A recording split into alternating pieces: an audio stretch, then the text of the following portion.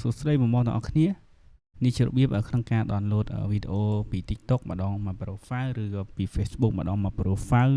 ពី YouTube ម្ដងមក profile គឺបានដូចគ្នាទាំងអស់ណាអូខេអញ្ចឹងបងអាចស្កាន download បានឥឡូវខ្ញុំតេស្ត download នៅ TikTok ឲ្យបងមើលមួយអញ្ចឹងការ download នេះ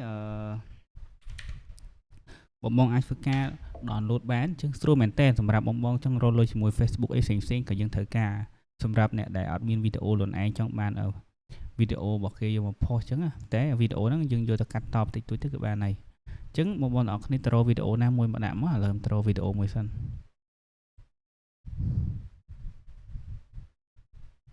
ขันอยากงานหรือว่าเป็นจังใดก็บอกแม่คนที่อยู่ตรงนี้បងប្អូនเพียงไม้จุนโปឥឡូវខ្ញុំយកវីដេអូមួយនេះចុះ fan file រៀងនេះអញ្ចឹងខ្ញុំ copy profile គាត់មកយើង download ម្ដងមក profile គាត់បន្តមកទៀតយើងចូលទៅកាន់ tool យើងវិញមក tool ហ្នឹងបងធ្វើការ pass ចូលមកអូខេស្រួលទេ pass ចូលមកនេះ pass ចូលមកយើងធ្វើការ get link មកអញ្ចឹងវានឹងទាញយក link វីដេអូនៅក្នុង profile របស់គេទាំងអស់នេះធ្លាក់មកទាំងអស់ហើយអញ្ចឹងវាមាន40ប្រមាណ42វីដេអូមិនអញ្ចឹងបងអាចធ្វើការ download ម្ដង42នឹងក៏បានទាំងអស់42នឹងក៏បានតែខ្ញុំចង់ download តែ5ទេដើម្បីតេស្តអូខេតែ5ទេអូខេនេះវាយ5មកហើយបង្កើត folder មួយមកឥឡូវបង្កើត folder មួយដែលឈ្មោះនេះ folder ខ្ញុំបង្កើតមិញអញ្ចឹងខ្ញុំជ្រើសរើសគុណភាពមកអូខេឥឡូវខ្ញុំយកតនេះទេ TikTok ត្រូវហើយ Suite 18យើង download ទៅ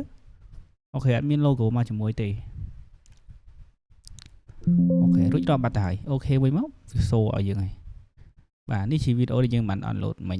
អូខេឃើញអត់បានច្រើនអានេះខ្ញុំ download តែ5ផងណាអត់មាន logo ណាបញ្ជាក់មើលទៅតែគួរតែដឹងបានអាចអូខេគឺបានដូចគ្នា delete ចោលវិញគឺអត់យកទេហើយធូរនេះបងអាច download ពី website ច្រើនពី YouTube មកក៏បានហើយអាច download យកតែសលេងក៏បានដែរណាតែសលេងក៏បាន download យកតែចំណងជើងអីផ្សេងៗបងអាចធ្វើការទាញយកខ្លួនឯងណាហើយមាន download រូបភាពដូចគ្នាតែតុង download រូបភាពនេះមានន័យថាបងអាច download ពីរូបភាព profile Facebook គេម្ដងទាំងអស់អញ្ចឹងទៅបានដូចគ្នាណាអូខេមួយវិញទៀត tool នេះដូចជាខ្ញុំនិយាយអញ្ចឹងមុខងាររបស់វាមានច្រើនយ៉ាង download ពីអីក៏បានដែរនេះអូខេមើលខ្លួនឯងទៅហើយសួរថាគិតលុយអត់បាទខ្ញុំអាចនិយាយថាអត់គិតលុយទេដោយសារតែមួយរៀលទេរបស់ខ្មែរយើងណាបងគាត់ដាក់ឲ្យប្រើណាប្រើទៅមួយរៀលនោះអូខេតែមួយរៀលទេបងគាត់តែធ្វើការចុចទិញទៅនេះបងអាចមើលវីដេអូគាត់ demo ឲ្យបានរបៀបប្រើប្រាស់អញ្ចឹងណាហើយនេះ website គេឈ្មោះនេះបងមើលណា